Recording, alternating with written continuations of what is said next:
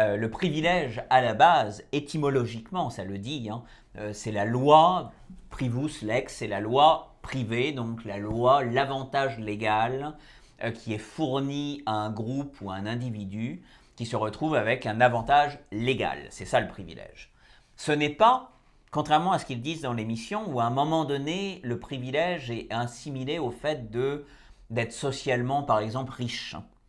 Mais ça n'a jamais été ça historiquement le privilège. Le privilège, c'est pas qu'il y ait des gens riches et des gens pauvres. Le privilège, c'est une différence de statut du point de vue légal. Bon, sous l'Ancien Régime en France, le privilège, les nobles étaient privilégiés, c'est-à-dire qu'ils avaient des avantages légaux sur les autres citoyens. Mais pour autant, un noble pouvait être plus pauvre, noble privilégié donc, pouvait être plus pauvre qu'un bourgeois qui lui n'était pas privilégié. Donc le privilège n'est pas une notion qui est en rapport avec le fait d'être riche ou d'être dominant ou dominé dans un monde symbolique. Là. Oui. On n'est pas dans le symbolique, on est dans quelque chose de concret qui est un avantage légal. Exact. Or, si on reprend stricto sensu ce que veut dire un privilège, mais qui sont les privilégiés aujourd'hui au Québec, si ce n'est ceux qui bénéficient de la discrimination positive.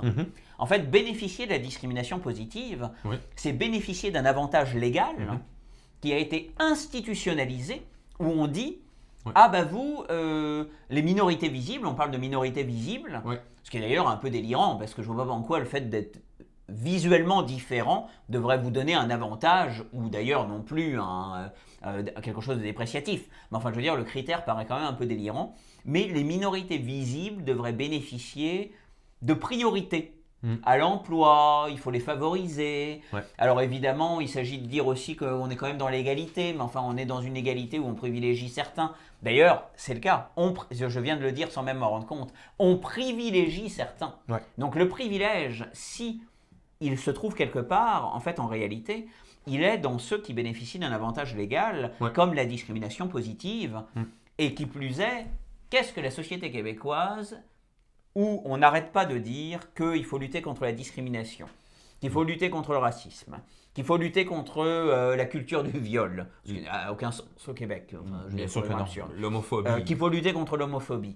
Bon, bref, on fait toute une liste, et ça c'est légal, là, ce que je viens de dire, je parle de choses qui sont entrées dans le droit, où on dit ah ben si vous commettez un crime, par exemple, contre quelqu'un qui est membre d'une minorité, c'est plus grave que si vous commettez un crime contre un blanc canadien français majoritaire. Exactement. Bon, déjà, ça pose quand même un problème. Donc, dans le fond, ce que tu dis, puis c'est intéressant, par exemple, hein, selon l'épistémologie même du mot privilège, les vrais privilégiés, ce sont eux.